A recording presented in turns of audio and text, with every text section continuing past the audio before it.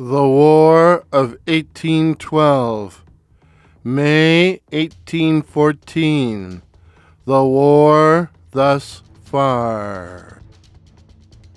In early 1814, British Lieutenant General Sir Gordon Drummond and his boss, Sir George Prevost, have chosen to focus on destroying American supply bases on the south shore of Lake Ontario and target Fort Ontario near Oswego, New York. Oswego, New York.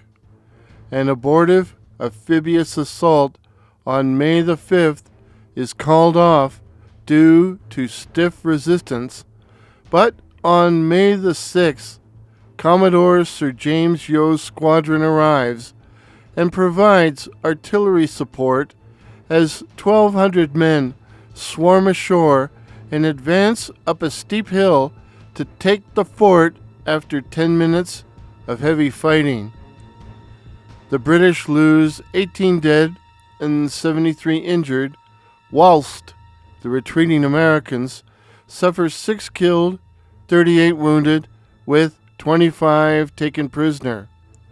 More importantly, the Redcoats capture a schooner, 9 guns, ammunition, naval stores, and, according to author D.R. Westhouse, thousands of barrels of, quote, flour, pork, salt, and bread, end of quote.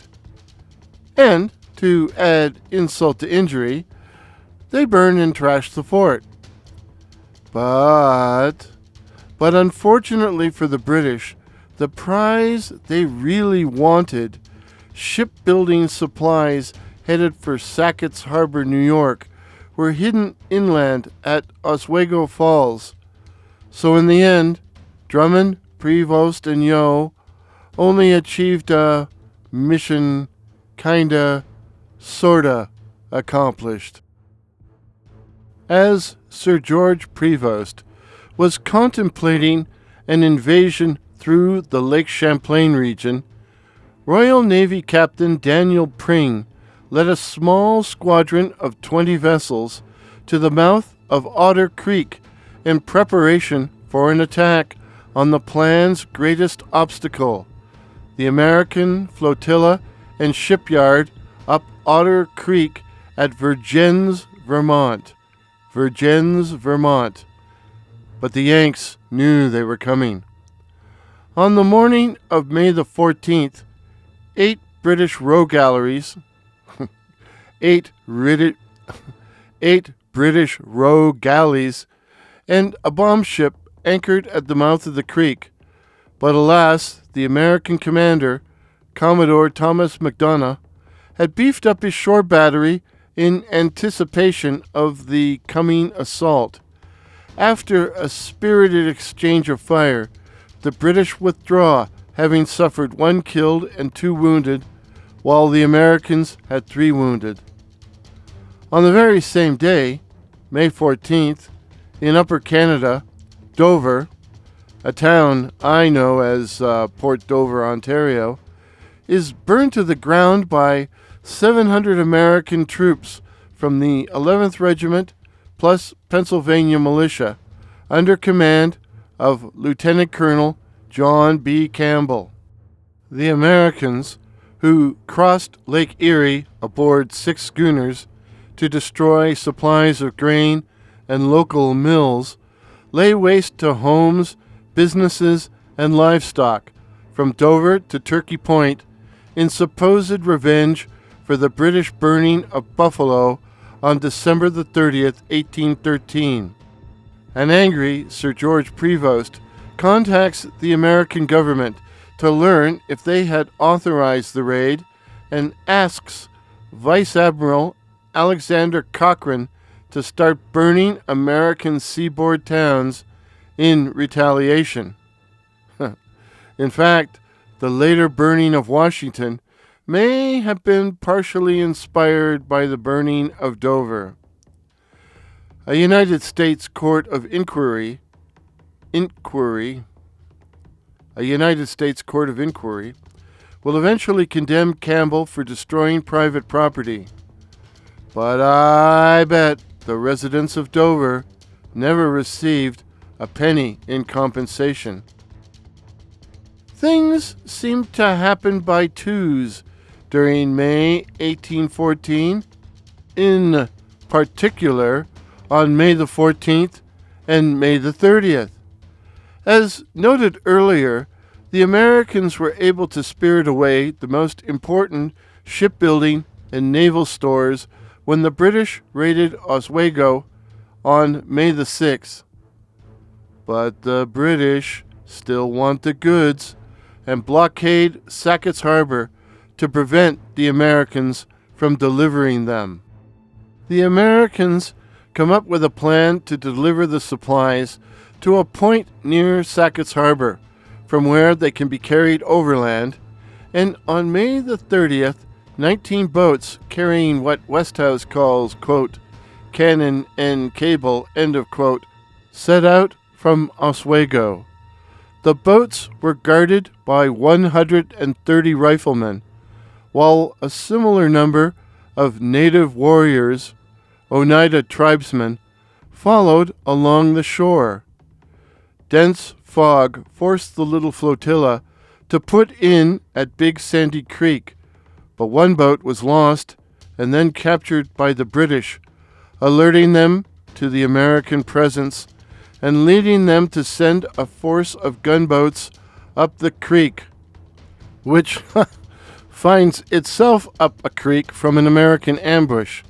An intense 10-minute firefight ends with 18 British killed, 50 wounded, the rest of the men taken prisoner. The Americans suffer only 2 casualties. As for the supplies, 200 men will eventually carry them overland the 16 miles to Sackett's Harbor on their backs. Yikes. A minor but historically significant action that also occurs on May the 30th is the raid on an American battery at Pungateague Creek, Virginia. Pungateague Creek, and I apologize in advance for any mispronunciation. A raid on an American battery at Pungateague Creek, Virginia by the Colonial Marines. The Colonial Marines were former black slaves recruited by Rear Admiral George Coburn, who proclaimed that slaves could attain their freedom by making contact with the British. A number of these newly freed men served as red-coated Marines, their knowledge of local conditions proving invaluable in raids along the Chesapeake coast.